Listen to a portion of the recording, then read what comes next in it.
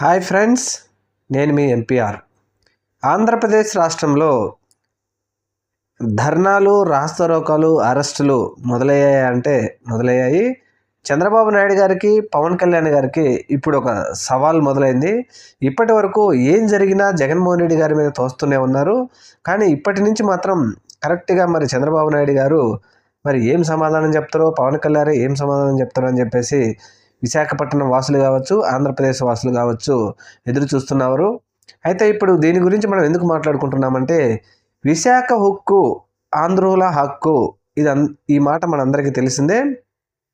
అయితే కేంద్ర ప్రభుత్వం ఇది నష్టాల్లో ఉంది, దీన్ని ప్రైవేట్ పరం చేయాలి అని చెప్పేసి చాలా రోజులుగా ప్రయత్నం చేస్తూ ఉంటే 5 సంవత్సరాల నుంచి వైజాగ్ స్టీల్ కార్మికులు మాత్రం అక్కడ ధర్నాలు మొదలు పెడుతూ దీనిని ఏదో ఒక విధంగా అడ్డుకుంటూనే వస్తున్నారు.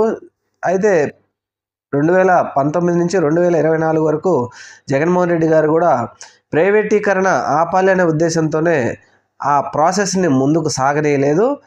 అయితే వీరు ధర్నాలు మొదలుపెట్టిన 5 సంవత్సరాల్లో ఎప్పుడు కూడా ఏదైనా సమస్య ఉంటే ఆ కార్మికులు ధర్నాలు చేస్తూ ఉంటే యాజమాన్యం కావచ్చు, ప్రభుత్వం కావచ్చు, సెంట్రల్ గవర్నమెంట్ వారు కావచ్చు, వీళ్ళ సమస్యలు తీర్చడానికి ప్రయత్నించారే కానీ వీరిని సిఐఎస్ఎఫ్ బలగాలు కావచ్చు, సెంట్రల్ ఫోర్స్ కావచ్చు, స్టేట్ పోలీసులు కావచ్చు, వీరిని అరెస్ట్ చేసి స్టేషన్లో పడేసే ప్రయత్నం మాత్రం చేయలేదు.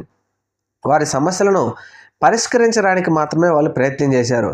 అయితే ఇప్పుడు 2024 సార్వత్రిక ఎన్నికల సమయంలో జగన్మోహన్ రెడ్డి గారు వైజాగ్ ప్రజలకు క్లియర్గా చెప్పారు, 2024 సార్వత్రిక ఎన్నికల్లో మీరు గనక ఎన్డీఏ సంకీర్ణ ప్రభుత్వ అభ్యర్థిని గెలిపిస్తే మీరు వైజాగ్ స్టీల్ ప్లాంట్ను ప్రైవేటీకరణకు మీరు ఆమోదం ఇచ్చినట్లే. ఒకవేళ వ్యక్తి గెలిచిన తర్వాత జగన్మోహన్ రెడ్డి ఏం చేయాలన్నా చేయలేడు, నీకెందుకయ్యా జగన్మోహన్ రెడ్డి బాధ, వైజాగ్ ప్రజలు ఒప్పుకున్నారు ప్రైవేటీకరణ చేయమని, అందుకని మేము చేసేస్తామని చెప్పేసి క్లియర్ కట్గా చెప్పాడు జగన్మోహన్ రెడ్డి గారు. అప్పట్లో చంద్రబాబు నాయుడు గారు, పవన్ కళ్యాణ్ గారు అయితే పెద్ద పెద్ద మాటలు మాట్లాడారు. పవన్ కళ్యాణ్ స్టీల్ ప్లాంట్ ప్రైవేటీకరణ నేను ఆపుతా, జగన్ నీ వల్ల కాదు, నువ్వేం చేస్తావు జగన్, నేను ఒక్కనే ఆపగలనని చెప్పిన పవన్ కళ్యాణ్ ఈరోజు మాత్రం సైలెంట్గా ఉన్నారు.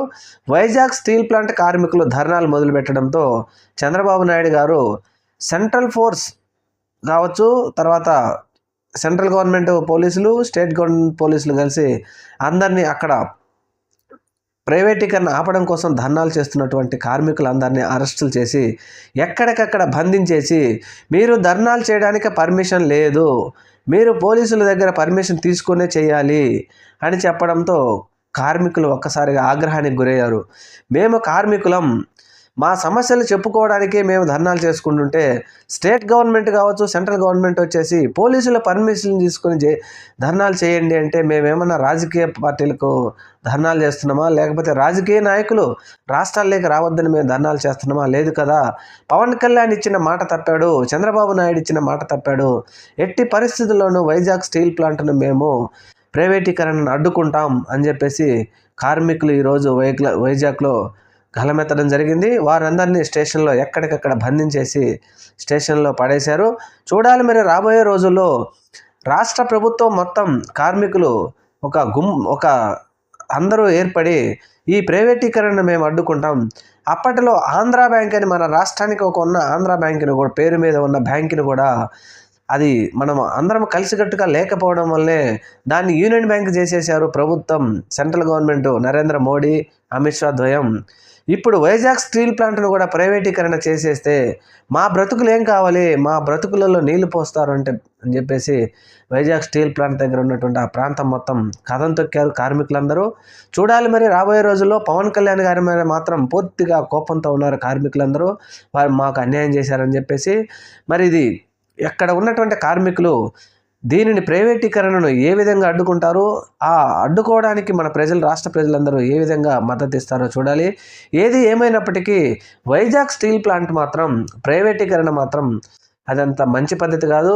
దాని మీద ఇప్పుడు పూర్తిగా లాభాలు వస్తున్నప్పటికీ కేంద్ర ప్రభుత్వం మరి ఎందుకో ప్రైవేటీకరణ చేయాలని చెప్తున్నది. కాబట్టి ఇప్పుడు కేంద్ర ప్రభుత్వం నిలబడాలంటే 3 కర్రల్లో తెలుగుదేశం పార్టీ కూడా ఒక కర్ర కాబట్టి ఖచ్చితంగా మీరు వైజాగ్ స్టీల్ ప్లాంట్ను ప్రైవేటీకరణ చేస్తే మా మద్దతును మేము ఉపసంహరించుకుంటామని చెప్పి కనుక చంద్రబాబు నాయుడు గారు కనుక గట్టిగా చెప్పగలిగితే ప్రైవేటీకరణ చేయడానికి మాత్రం నరేంద్ర మోడీ గారు సాహసం చేయరు అని చెప్పేసి మేధావులందరూ చెప్తా ఉన్నారు.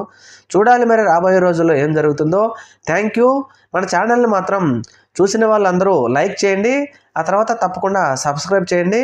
ఇలాంటి మంచి వీడియోలన్నీ మీ ముందుకు తీసుకురావడానికి తప్పకుండా మా ఛానల్ ద్వారా ప్రయత్నం చేస్తాం. Thank you.